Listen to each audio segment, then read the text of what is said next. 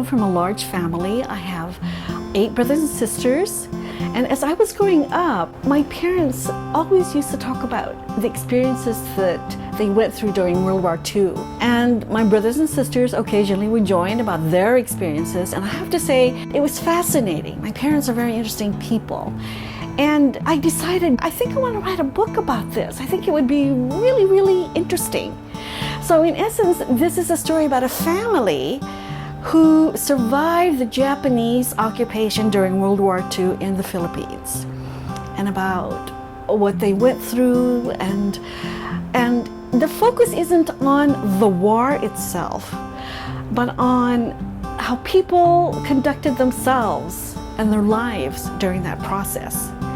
And so you must imagine, since my childhood, it's been fermenting in me for many, many, many years. But I decided I'm gonna do it, and so I did it.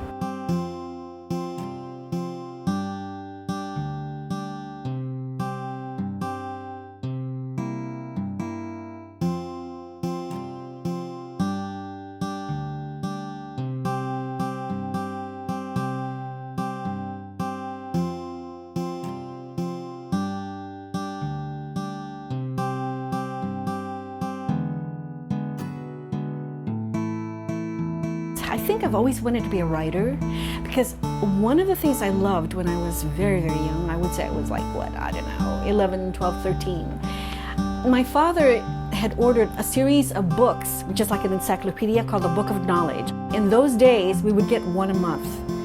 And my sisters and I would fight over who gets to read it first, because not only did it have information about a lot of different things, it had stories in there. It had fairy tales, it had legends, it had all kinds of like Grimm's fairy tale stuff. And so we loved that. We loved reading that.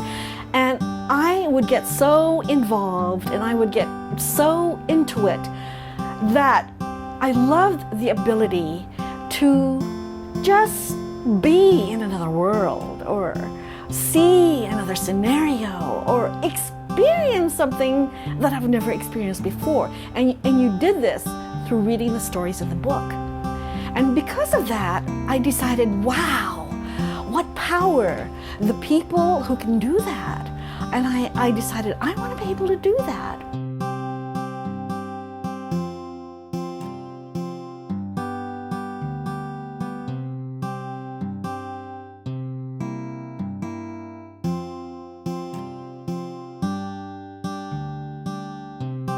My mother would be telling me a story. My mother would be saying, oh yeah, I remember when we were in the woods and the Japanese were chasing us, and it was my time to deliver you. I was going to give birth to you, Tessie.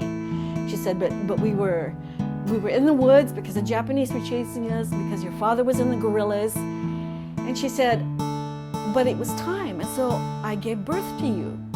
And she said, oh my God, she said, I bled so much. She said, I remember all I would have to do is move a finger and I could feel the blood rushing out of me.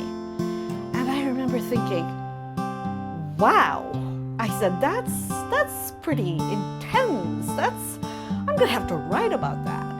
And that happened, through the course of my life, and discussing these stories with my parents and my brothers and sisters, and I would just remember those scenes, and it may take them 2 or 3 minutes to articulate it, to tell me what it was, but believe me, when I wrote it down, it was like 4 or 5 pages, because of course I had to establish the scenario, and I had to build up to the final moment, the revelation of this thing that was going to happen, and then of course I had to introduce the characters. So what might have taken someone, I don't know, 5 seconds to tell me whatever it was that they were remembering, believe me, I elaborated